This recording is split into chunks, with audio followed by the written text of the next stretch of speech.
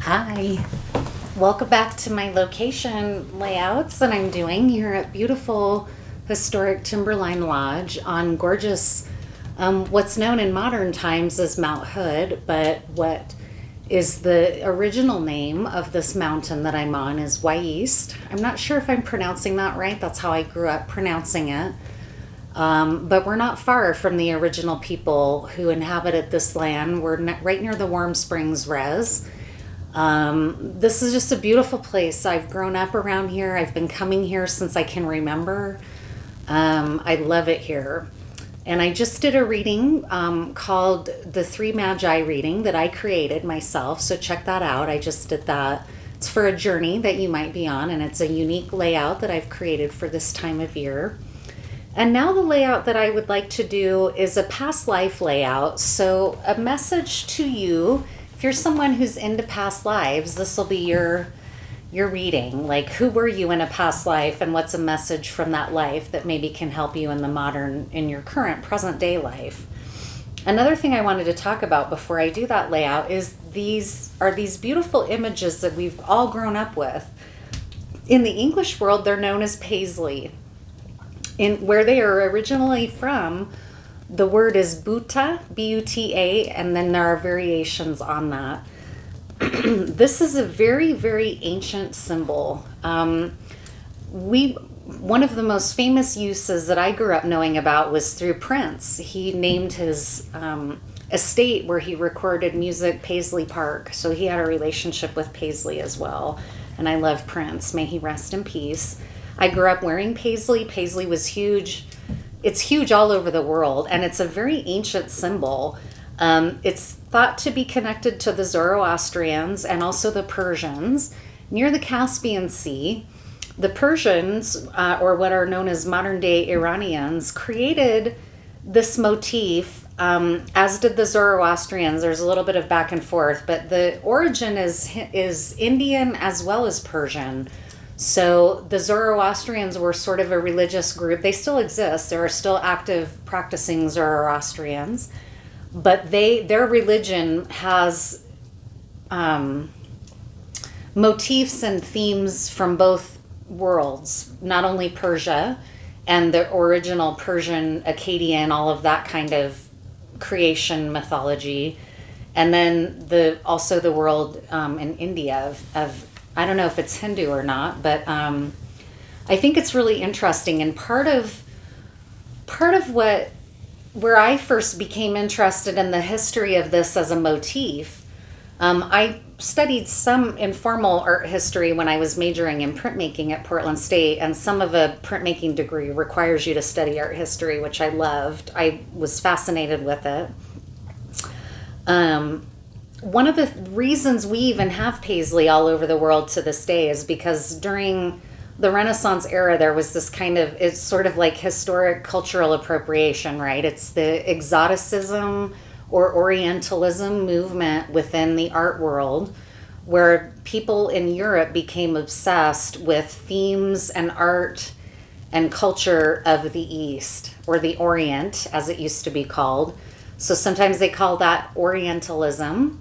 Sometimes they call it exoticism, right? So you'll see artists of that time doing lots of paintings around Turkey, around themes that are really more from the Middle East, for example. And Paisley is one of them. This is how Paisley came from that part of the world all the way to where it is now, where most everybody recognizes it right away. And people in the English-speaking world call it Paisley, even though that's apparently a word from somewhere in Scotland or in the English-speaking part of Europe, I guess, where they also make and weave Paisley imagery. But the first time I got sidetracked, the first time I became interested in Paisley, I was in a training or a class. I was in a class, I would not call it a training, but it was a class with my hedge witch teacher, Corinne Boyer, who is a really wonderful plant medicine and magic practitioner, and she's dedicated a lot of her study to pagan and old world European witching traditions prior to Catholicism and the inquest, or I'm sorry, the Inquisition and everything, kind of wiping that out in that part of Europe.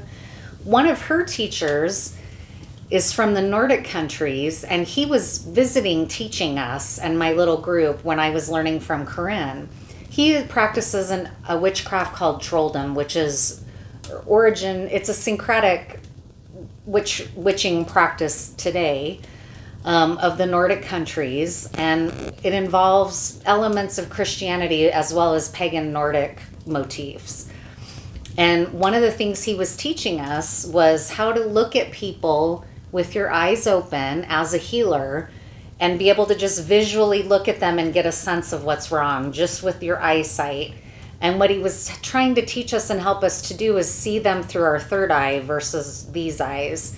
And a lot of witching practices that I've been around and that you may be familiar with, it uses journeying, where journeying, you close your eyes and you go within and you get shown images in your mind's eye. And he was trying to teach us how not to do that, how not to close our eyes and journey to get medicine or messages about somebody's health, but to just be able to gaze at them and see through your third eye with your eyes open, right? And so he was showing pictures of people to us and asking us, what do you see around this person? What do you feel? And he showed this man who was very well dressed. A photograph was like a headshot of this man. Very wealthy dress, really nice suit, dark skin.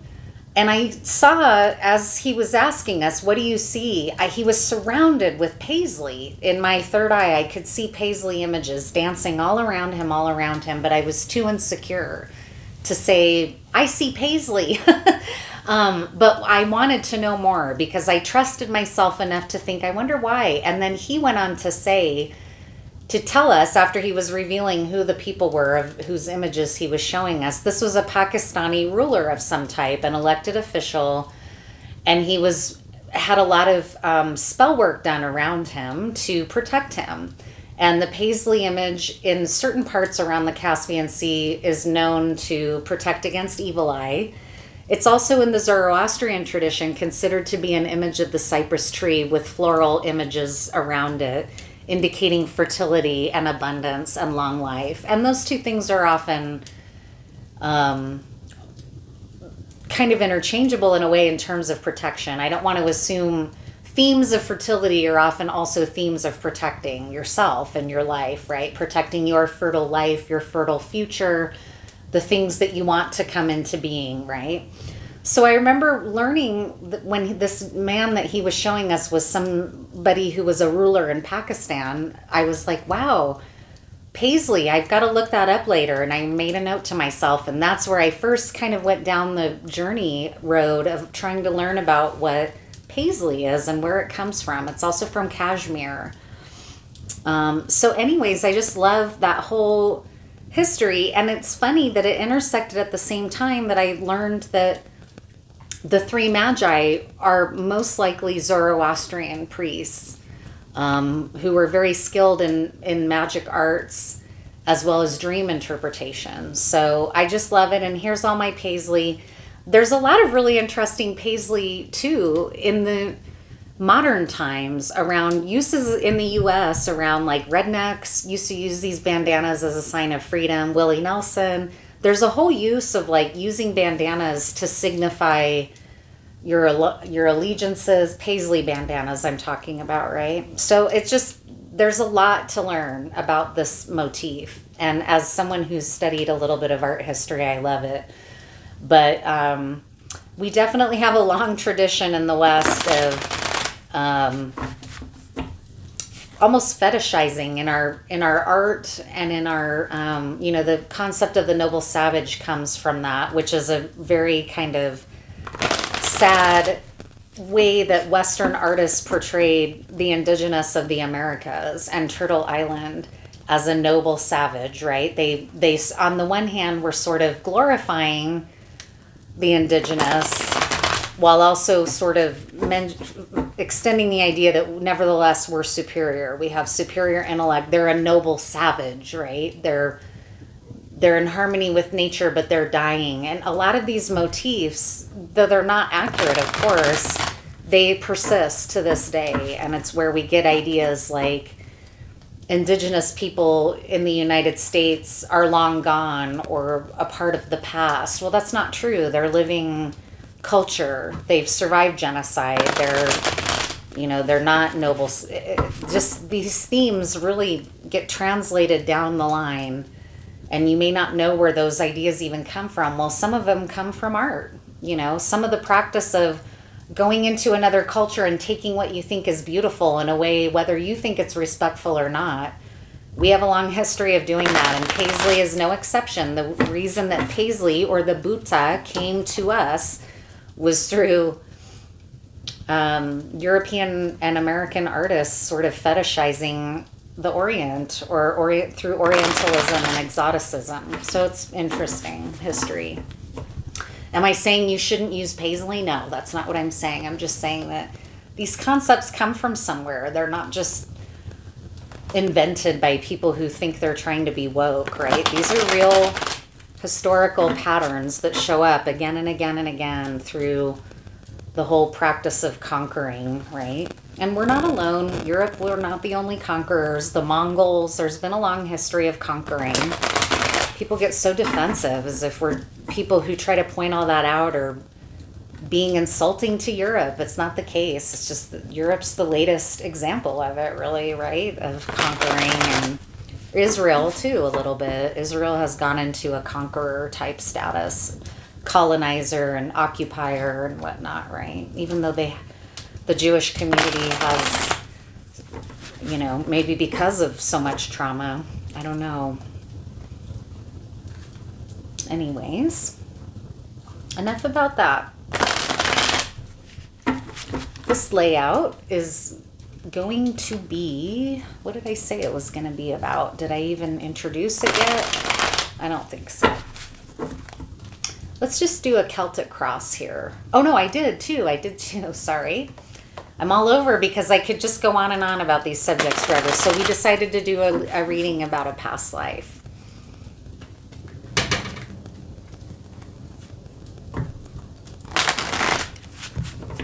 What's a message from your past life?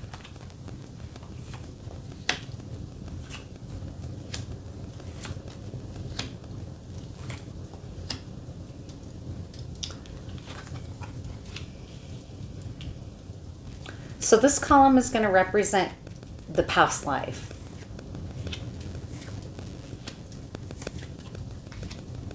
Very interesting. Powerful cards in the unifying column. So how to integrate this past life as this column. Take the wisdom from the past life. Have your eyes open to the past life. So here's your energy that you're currently in, which is the Nine of Wands. The Nine of Wands is a card of a wounded warrior.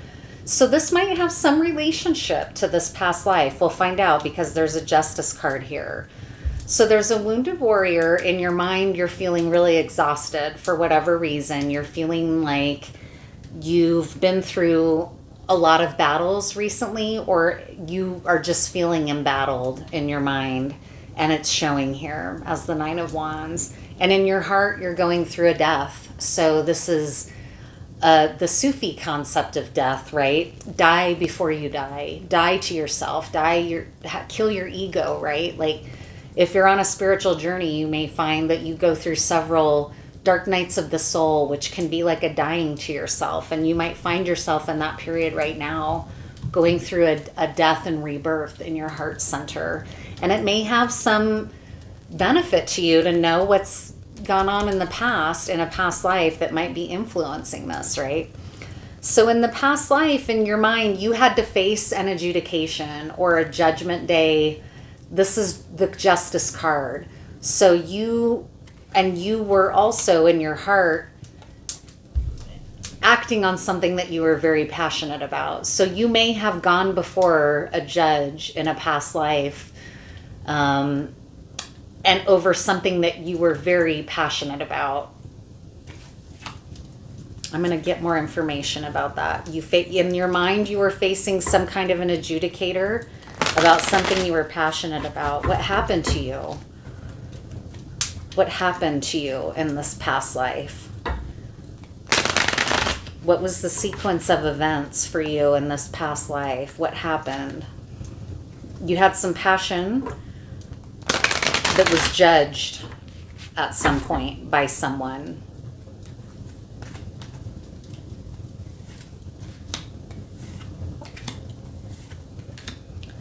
It has something to do with a loving offer or a communication about love in the past. An offer because the Ace of Pentacles is here.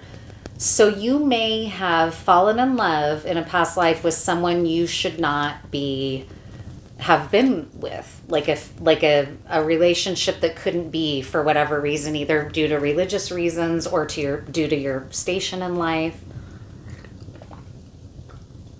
But this shows me that something happened regarding a communication of love or an offer of love that landed you in a problematic position before an adjudicator. I don't know if that's a king or what, but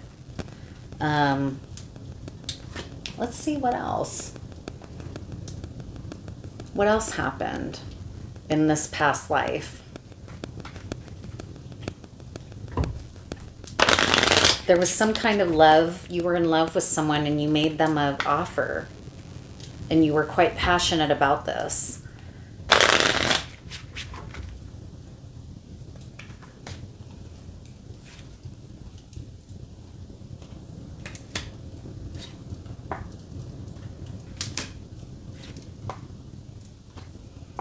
You were persecuted in some way. You had to survive something very difficult around this Justice card, because the cards we have showing up here are Climb the Burning Ladder, which is acting on this passion that you have, but it was not easy.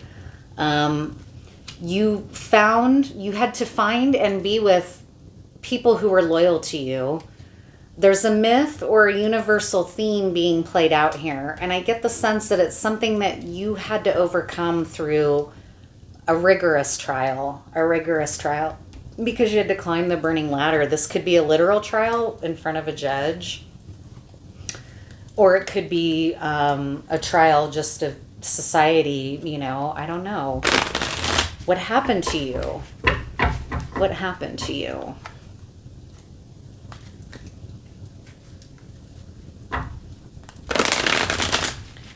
You were trying to find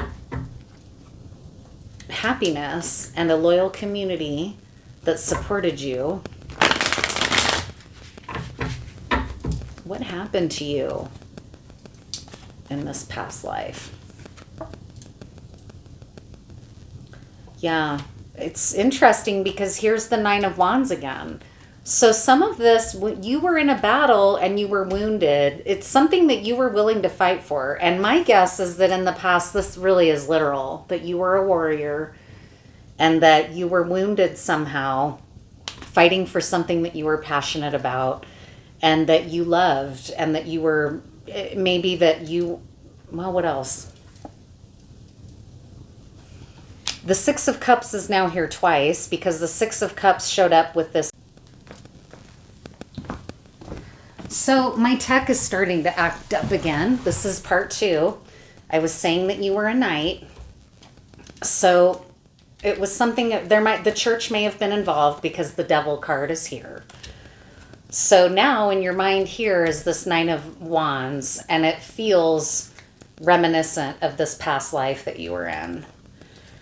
How to unify the energy from the past is to keep following your star, keep following your hope. The heart is the Empress, and that leads me to believe that this is maybe somebody that you, I don't know, who's the Empress here? But you're going through a transformation in your heart center over this relationship, and you feel exhausted and wounded.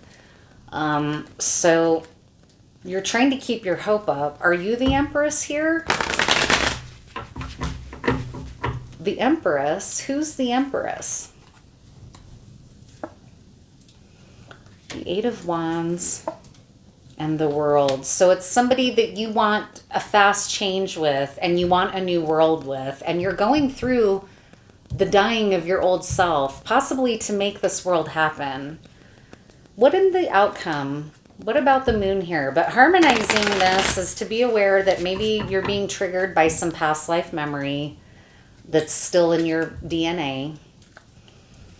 How you can unify these energies so that you're working positively in the present, in your present life, is to keep up hope. To move swiftly into a new world with this Empress is going to be a dream for you. But what about the moon? What's going on with the moon here? Things are going to be coming into balance. The Star again. And the Knight of Wands. So something, it's very similar to a past life here. You might even have a past life relationship with this Empress. And I'm getting so many masculine readings, which is really weird and surprising to me. Most card readers, me included, when I do readings, so far they've mostly been for women. That's who are the population who are most interested in. All right, I'm going to wrap this up because my tech is starting to fail on me just like it did last time. I'll splice these two together. But the important thing for you to know is to keep following your star around this relationship. Things are coming into balance, and you're going to step into this Knight of Wands energy about creating this new world with this Empress. So I hope that's helpful to you, and I'm going to go eat some dinner and stop recording for a while, and hopefully I can stop my phone from acting up. I don't know why my tech keeps doing this to me. It's very bizarre. But anyways, thank you.